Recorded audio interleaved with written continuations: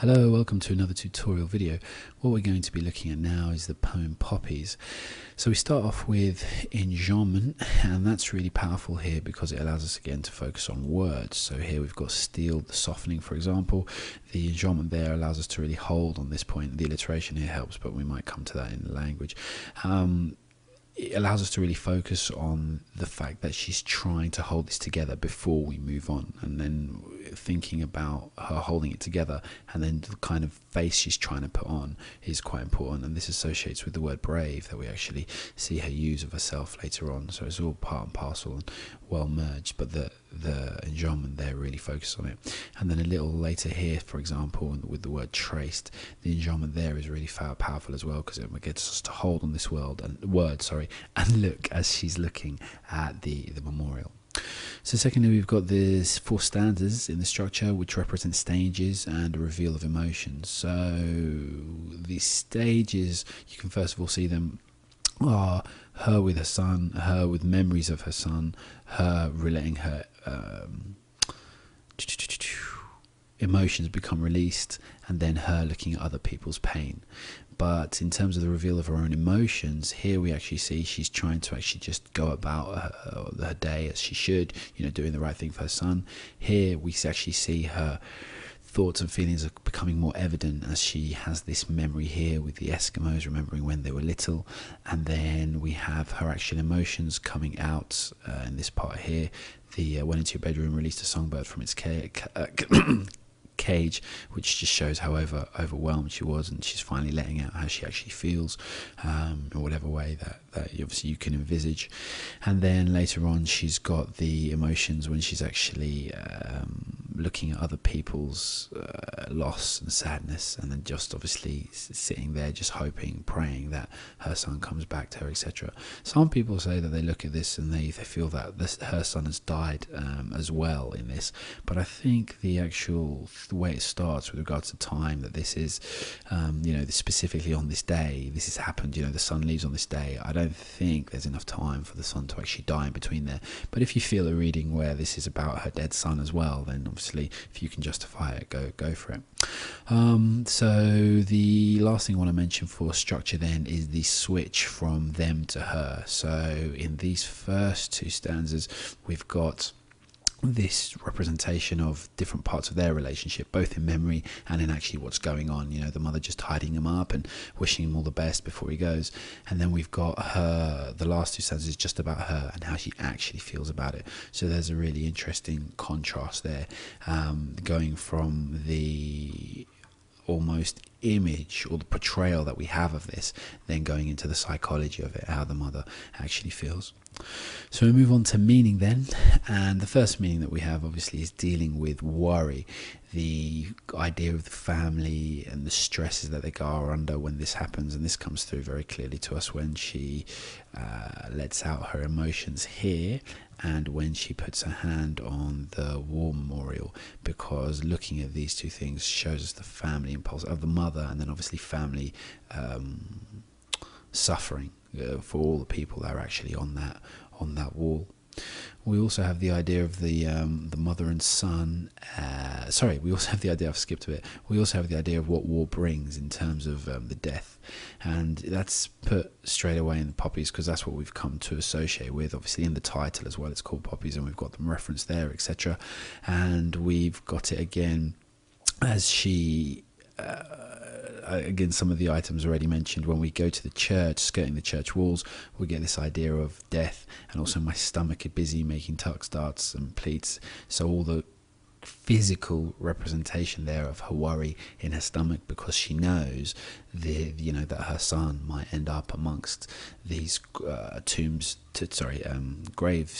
that she's actually looking at the moment. So that again ties into the idea of death and it being a worry and a fear for her. So those 2 are quite linked but slightly different ways. Third thing we look at is obviously bravery. Now the bravery is important because we've got the soldier here with his upturned collar and ready to go off into pristinely ready to go off into war. So he's very brave of doing that, but then she actually says of herself, I was brave to actually allow you to go and to help you when I've got all these fears and worries in myself and everything upsetting me. So the idea of bravery, not just of the soldier, but of the extension of the family members who support and encourage, etc., is really, really important.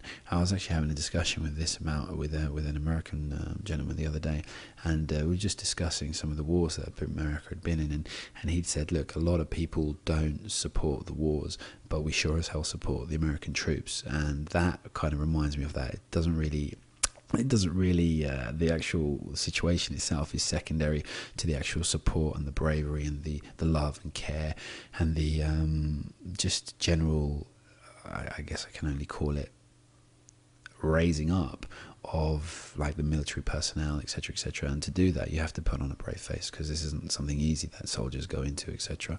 So that's really highlighted in the fact that she actually mentions it to herself there, and we have actually like example of exactly how she did it just there, especially in contrast to what she wanted to do. And the other meaning, the theme or idea that comes through from us is the sharing in others' grief, and that really comes a little lower down when we look at the breakdown on this with regards to how she feels after looking about it, especially when she leans against it. And obviously the line of a wishbone, how she's actually kind of set herself against it. You know, is that mothering? Is that natural? Is that making a link? Is that making a connection? Is that protective? Is it something that can be broken really easily? The word wishbone there can really be analysed quite full on, if you wished. But the physical effects are noted here as well, and how it actually affects her stomach. So moving on to images, we've got the image of the graveyard, and we've got the image of the mother in it. I think that's really powerful, just looking at her hand there, tracing the images. We've also got the image of the mother and son, and the mature, you know, where she's actually dressing him here, pinning him to the lapel, making sure he looks the part of, you know, this proud soldier. And then this little childish connection that they had, and she wanted to actually treat him that way. And obviously that's a reference in some way to a protection or the love that she wants to show, but maybe she can't do it because, first of all, there's the seriousness of the situation that he's going to go off into war, but second of all, because it just would be a stark contrast to the how he wants to be treated as a grown soldier. But who knows, maybe the son here actually feels the same thing. Maybe he does just want his mum to treat him like a kid again, and so it's about the unsaid things as well, and I think it's a really powerful image. We've got the dove that comes through a couple of times here, and I think that is quite representative of peace, and maybe peace with oneself. So here, when we see it in this part, it's to do with she can be at peace in herself and being honest. You know, she doesn't want to put on airs or graces or anything. She just let herself be free and just feel what she's feeling, and go and analyze one of her darkest fears and what she's thinking of. And then down here, when the dove pulls against the sky and she's watching it, that gives her maybe a little bit of hope, you know, a little bit of an idea of something good could actually happen. And that's why she hopes to hear. It's the playground voice again, just letting that memory go into something better, letting it go into something warm. And we've got the image of the poppies, obviously, the poppies, and what they represent in terms of commemorating the fallen, etc. That one's quite obvious, and you can take it from the name of the poem as well. So looking at language then, or specific word I want to focus on is spasms. I think that's a brilliant word here, because spasm obviously can refer to a little pain that you might feel, but it's also kind of a little explosion of, in a positive sense. So you get these little explosions of red paper around it, and the idea of the explosions, or little just kind of bursts of something, they can remind us of the spasms of sporadic or explosions, or something that, you know, that just kind of bursts. And the idea of tying it to the red there is obviously the red of blood. It could also be tied into that, or with the death. And this is obviously what's on her mind, at the back of her mind. And looking at the paper there with that description, I think it's just great, especially with the word spasms, can also be taken in terms of the way she's trying to hold herself. But we imagine when she's doing this, maybe she can't do it flawlessly. You know, there have been little spasmodic, momentary lapses where she maybe has to hold back a tear, or kind of bite her lip, or something that just shows her true emotion and feeling in that.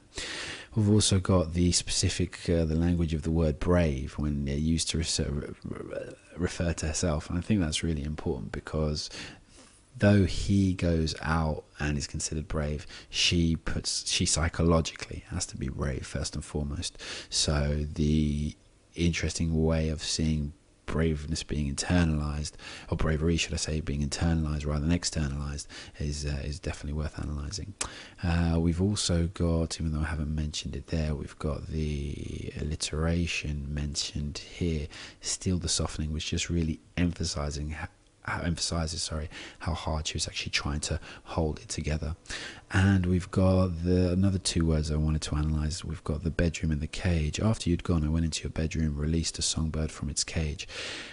I thought there was an interesting contradiction in this, because some people, when their children die, they leave their bedrooms as some kind of testimony to them. They leave it exactly the same way it was, and that's how they kind of live and have things. So in saying that after you'd gone, I went into your bedroom, released a songbird from its cage, I let all my emotions out, etc. On another level, in another way, we've gone into the bedroom here, which might one day become a cage of emotions, a cage of feelings, something they can't, a cage for her. She can't actually let herself out of it, if the worst happens to her son. And I just thought, even though that's an extension, it's, you have to make a couple of connections to get there. Even though it's an extension, it's worth highlighting because of the idea of what's being held back and what's being let go throughout the poem. And the idea that going into her bedroom, in the bedroom here, for some kind of solace, to let something out, whereas later on it might be something that traps her and holds her back, is really interesting.